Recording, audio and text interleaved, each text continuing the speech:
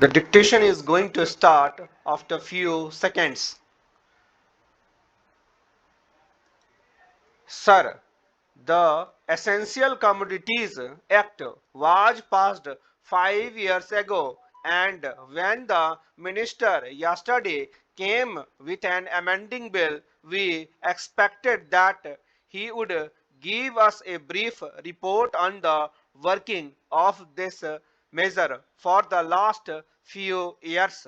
But unfortunately, we are kept in the dark in regard to the exact working of the act and the nature of difficulties the minister is facing. Sir, as far as I know, many of the provision of this enactment have been observed more in violation by his agents at the state level.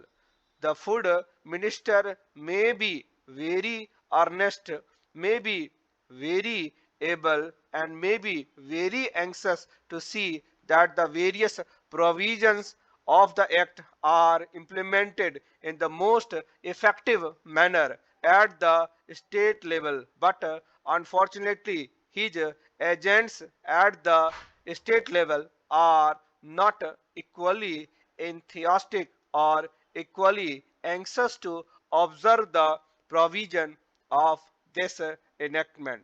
The most important objective of this enactment are to control the supply and distribution of commodities and to maintain a stable price level. In regard to both these aspects, I am afraid that the government has failed to realize the objectives in view. Some time passed when there there was a scarcity of food grain. Attempt were made to make procurement from certain wholesale merchants and from rice mill.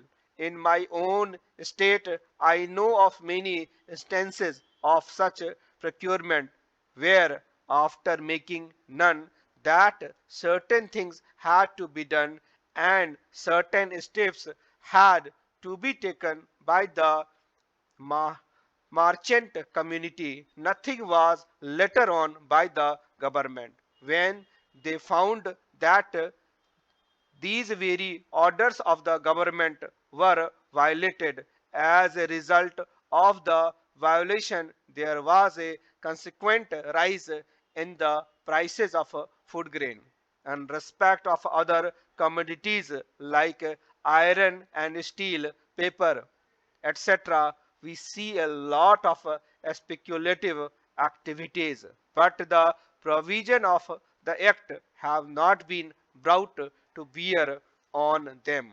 Perhaps no case of prosecution was launched against those people who contravened the various provisions of the act. We are interested to know in how many cases the government have taken steps to prosecute individuals who have violated the various sections of the act. The minister said that the power under act were not adequate. We sympathize with the food minister, but I want to know what action has been taken in this regard by the various state government.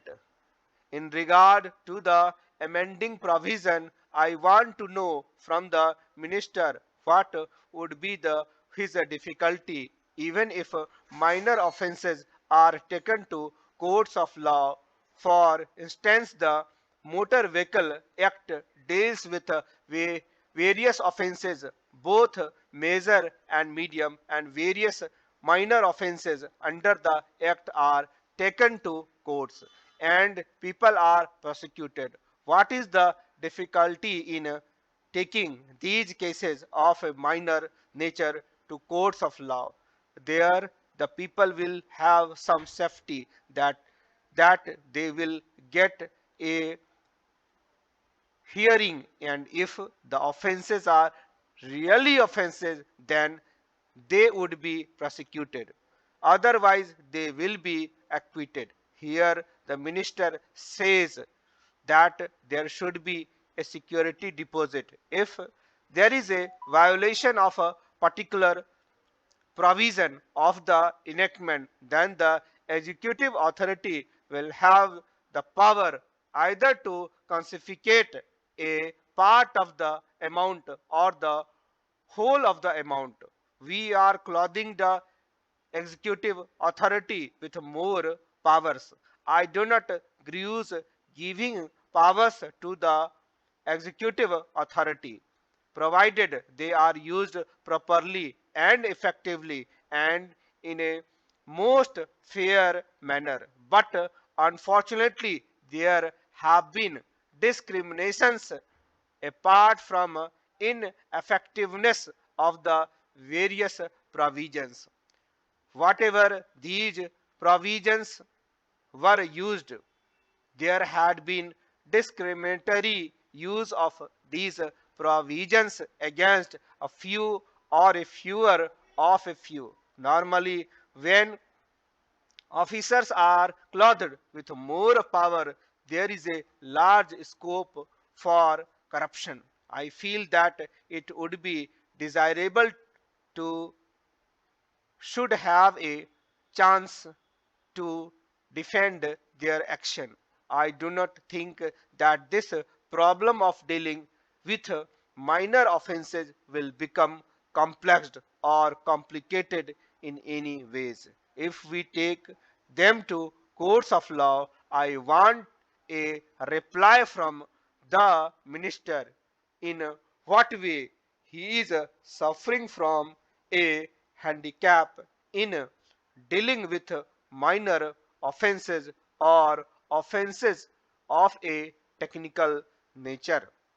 The honorable member made the point that even if this thing was accepted to the house, he will not know what amount would be amended as security. So the minister should tell us what amount is normally expected from a licensee in all cases and what the offenses are which are of a technical or minor nature which he has in view. We are not told which are major offenses and which are minor offenses. Clarifications on these points are necessary. I wish that the act which came into effect long ago was implemented properly. I know that the minister here is a very earnest in implementing it, but his colleagues at the state level and at the central level are disappointing him.